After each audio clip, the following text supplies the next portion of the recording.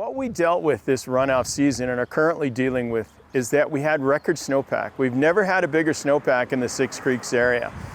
Now the question was, with that record snowpack, how is this going to come off? Are we going to have record flooding associated with that? And what we need to look at is what the weather brought us through April, May, and into June. Is it going to be incredibly hot? Are we going to have a lot of thunderstorms? Are we going to have long duration, widespread rainfall? And really up to this point, the weather's been a perfect scenario for shaping this runoff. We've had periods of warm, we've had periods of cold, followed by periods of warm and cold, and that going back and forth through April, and that was very advantageous. And at some point, we needed to bring this snow off of the hill. And we've had temperatures that are roughly 5 to 10 degrees above average for most of May, which has been a perfect scenario. We've had high flows, but nothing damaging. We had some brief flooding on Emigration, and really that has been our isolated event. Currently, we have bank full flows throughout the entire area. We have water running, but Salt Lake City Public Utilities has been game planning for this for some time.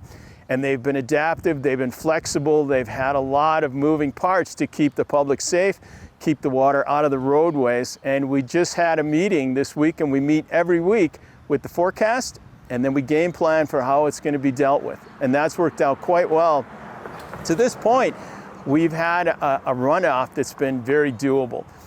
What we worry about at this point in time, on the third week of May, is the specter of thunderstorm activity. If we get a large thunderstorm complex move through this area, that could be quite problematic.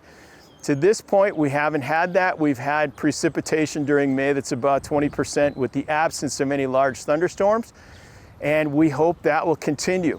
That may or may not be the case, as we can forecast weather roughly about 5 days out with any accuracy, and that's the National Weather Service. So we're looking at the weather forecast, we're game planning for what we're going to see with temperatures and rain. And really, so far, so good. We've got good flows that help the water supply situation, and we've limited any damage to very minor events. And that's a compliment to the Salt Lake City Public Utilities people that have game planned for this and done really a good job with sandbags, with barriers, with machines. They've had crews out cleaning the channels really for about 2 months. Things are in good working order.